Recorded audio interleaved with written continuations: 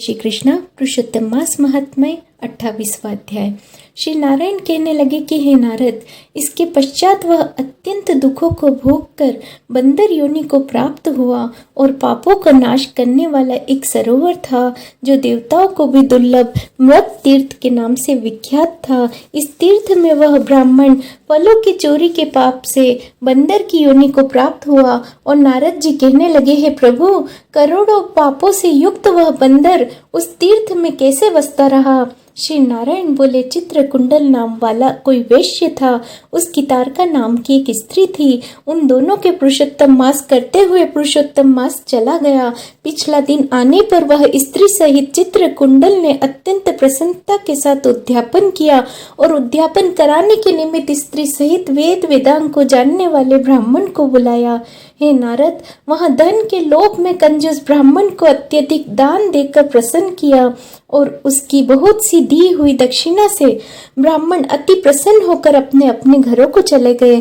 परंतु अत्यंत लोभी वह कंजूस रोता हुआ उसके आगे आकर खड़ा हो गया और विनय से नम्र होकर अति गदगद वाणी से चित्रकुंडल से बोला कि हे चित्रकुंडल, वेश्यों के पति, आप इस समय कथार्थ हो जो आपने पुरुषोत्तम का सेवन किया है, ब्राह्मणों को बहुत सा धन दिया है, किंतु मुझ भाग्यहीन को क्यों कुछ नहीं दिया? उस कंजूस के ऐसे वचन सुनकर उस वेश्य ने कंजूस को भी बहुत सा धन दिया और उस ब्राह्मण ने उस धन को लेकर पृथ्वी में गाड़ दिया और वहां पर उस लोभी ब्राह्मण ने पुरुषोत्तम महात्म्य के धन के लोभ से पुरुषोत्तम मास की स्तुति की, पूजा की। स्तुति को देखकर पुरुषोत्तम जी प्रसन्न हुए और जिसके फल से वह ब्राह्मण मृत तीर्थ को प्राप्त हुआ और वह तीर्थ जल वाला, घनी छाया वाला, मीठे मीठे फल वाला, फलों से भरा हुआ शोभित अत्यंत सुंदर वन था। श्री नारायण कहने लगे, हे नारद, जब श्री रामचंद्र ने समुद्र में पुल बांधकर रावण का वध कर दिया तो रावण के मारे जाने से ब्रह्मा, शिव इत्यादि सभी देवताओं ने प्रसन्न होकर श्री रामचंद्र को वर मांगने के लिए कहा। तो उस समय रामचंद्र जी ने कहा कि हे देवताओं, यहाँ पर जो शूरवीर वानर राक्षसों के हाथ मारे गए हैं उन्हें शीघ्र ही जीवित कर दो। इतना सुनते ही देवताओं ने अमृत की वर्षा कर कर सब वानरों को जीवित कर दिया और जीवित होकर सारे वानर जय जयकार कर उठे। और फिर रामचंद्र जी विमान में बैठकर चारों ओर खड़े हुए वानरों से कहने लगे कि जहाँ जहाँ पर मेरे ये बहुत काल तक जीने वाले वानर बसेंगे वहाँ वहाँ पुष्प फल वाले वृक्ष हो जाएंगे, नदी मीठे जल वाली हो जाएगी, शीतल सुंदर सरोवर होंगे। मेरी आज्ञा से तुम सब जाओ और तुमको कोई नहीं रोकेगा।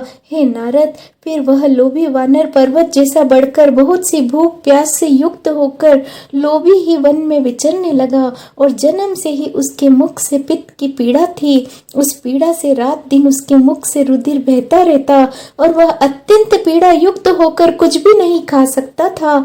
वह वानर चपलतावश श्रेष्ठ फलों को तोड़ता, मुख के निकट ले जाकर बहुत से फलों को फेंक देता।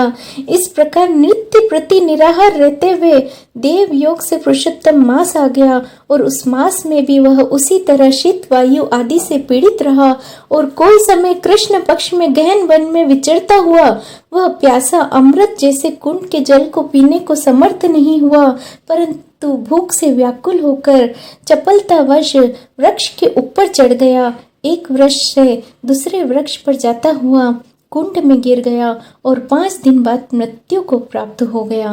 तभी एक विमान वहां पर आया जो नाचती हुई अप्सराएं, सुंदर गाते हुए गंधर्व और किन्नरों से सुशोभित था। इस प्रकार सुंदर शरीर को धारण कर वह महाभाग वानर अपने शरीर को देखकर अत्यंत आश्चर्य को प्राप्त हुआ और कहने लगा कि मुझ महापापी को यह विमान का सुख जो अत्यंत पुण्य वालों के लिए नियुक्त है कैसे मिला? मैंने तो कभी कोई सत्कर्म नहीं किया, फिर जिससे मैं श्री हरि के स्थान को प्राप्त हूँ। इति श्री पुरुषोत्तम मास महात्म्य 28वां अध्याय संपूर्ण। जय श्री